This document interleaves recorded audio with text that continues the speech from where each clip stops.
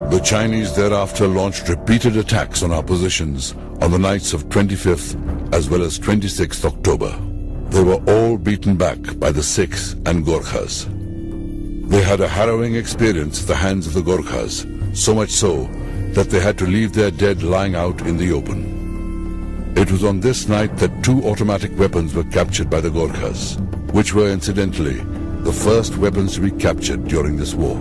The highest award conferred in this sector, a Mahavir Chakra, was awarded to Sepoy Keval Singh of 4 Sikh when he audaciously charged the enemy, during which he killed many Chinese soldiers before falling to his wounds. The Chinese were no match for the brave Gorkhas at Ladders and the Sikhs at Maha Plateau and Mithun Ridge. The Chinese named the Namti Plain as the Tiger's Mouth. On the 2nd of November, an intercepted Chinese message read, "Very strong defenses hit near Wolong. Request grant permission to withdraw." The prompt reply was a terse and harsh rejoinder from their headquarters. "No, you will carry out the entrusted task. Reinforcements being sent."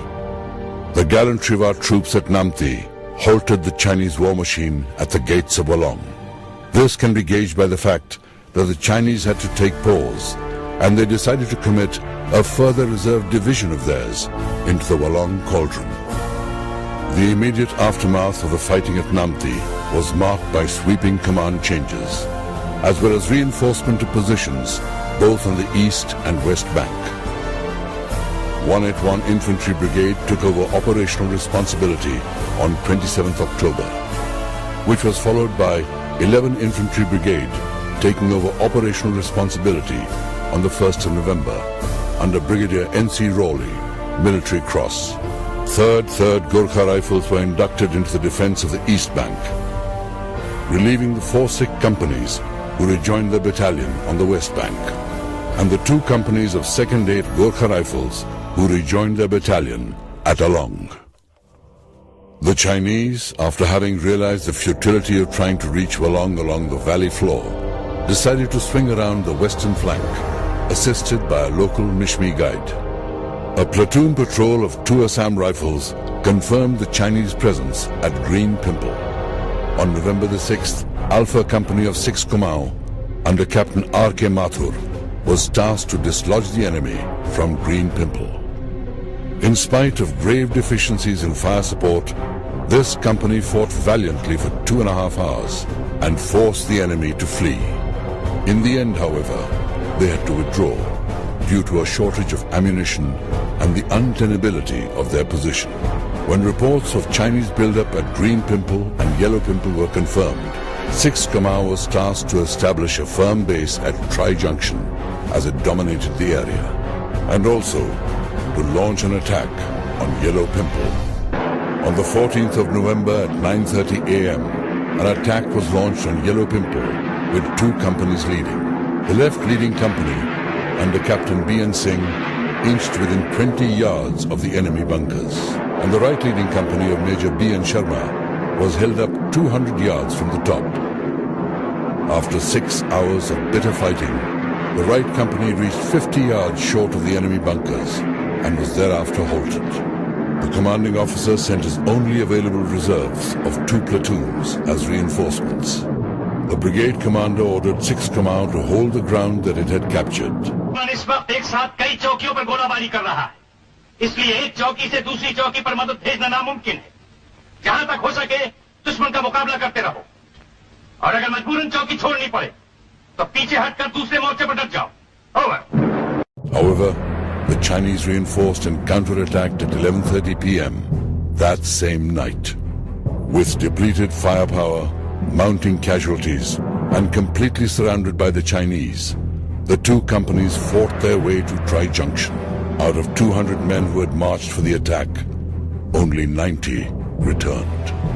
On the 15th of November, the Chinese attacked Tri Junction at 4:30 a.m., then again at 6 p.m., and thereafter at successive 4-hour intervals. Around this time, 33 men of 4 Dogra reached Tri Junction to reinforce 6 Kumaon, thus raising hopes that help was near and at hand. However, It was soon realized that these 33 men were only the remnants of the battalion that had started from Wolong to reinforce 6 Kamau. They had been repeatedly ambushed by the Chinese en route. At 7:30 p.m., another massive Chinese attack, supported by 120mm mortars, was beaten back. The commanding officer, 6 Kamau, realized that with no replenishments of ammunition, supplies and troops forthcoming, it would be impossible to hold on. Thus, he decided to withdraw.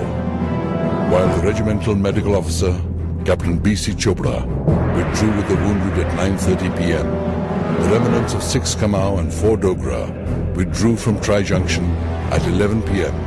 on 16th November. In the intervening period, another set of dramatic events was unfolding. The Chinese started reinforcing and bringing additional artillery and utilizing rubber rafts to cross the Lohit River to the east bank. The Chinese launched their final attacks in the forward defended localities on the night of 15th-16th November. The Chinese were superior numerically, supported by heavy mortar and artillery fire, and attacked frontally in hordes. We were depleted of all resources except courage. Men fought in their forward defended localities, committed to the last man, the last round. Orders for withdrawal were eventually issued by 11th Infantry Brigade on the afternoon of 16th November. Parties of 6 Kamau and 4 Dogra, withdrawing from Tri Junction, reached Teju after 8 days, surviving on herbs and mountain goats. A column of 3rd Gorkha Rifles was ambushed on the 17th, 26th and 29th November, and the commanding officer's party was taken prisoner while retreating along the east bank. 2nd Lieutenant K. Madhya of this battalion reached Teju after 40 days, and Naik Gurdeep Singh of 4 Sikh rejoined his unit after 37 days. But fate was not kind to everyone. It took a long time for infantry battalions to ascertain their precise number of casualties. Wolong saw unprecedented deeds of heroism and valor in the face of overwhelming odds. It saw the daring feats of those 5 infantry battalions, whose men lived up to the glorious traditions of the Indian Army, notwithstanding the enemy being vastly superior in numbers, weapons, and firepower.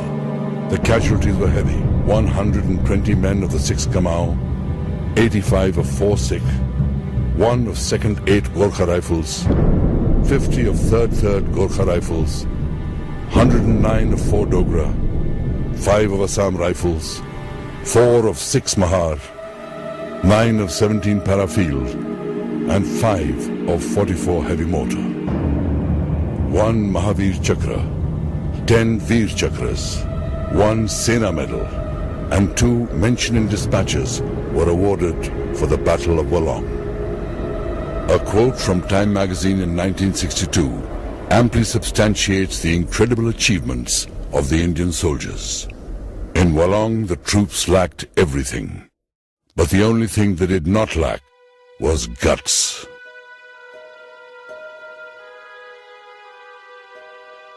Since 1962, much water has passed under the bridge. The wounds of the conflict are healed and mellowed with time. Our hearts swell with pride at the thought of those mighty souls and their sublime acts.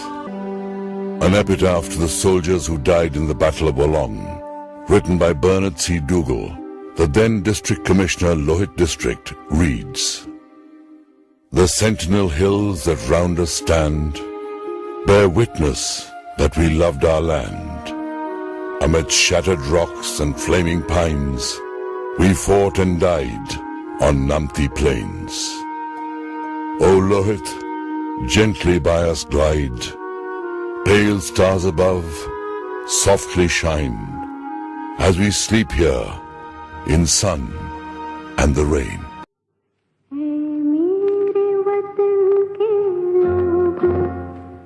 जरा आँख में भर लो पानी, जो शहीद हुए हैं उनकी जरा याद करो कुर्बानी। है मेरे वतन के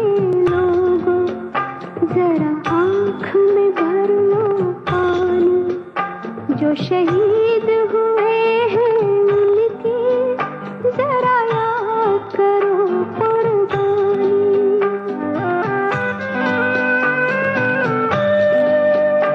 जब घायल हुआ हिमालय, खतरे में पड़ी आजादी, जब तक थी सांस लड़े वो, जब तक थी सांस लड़े वो, फिर अपनी लाश बिछा दी, संगीन पे धर कर माथा, सो गए अमर बलिदानी, जो शहीद हुए हैं उनकी जरा याद करो कुर्बानी।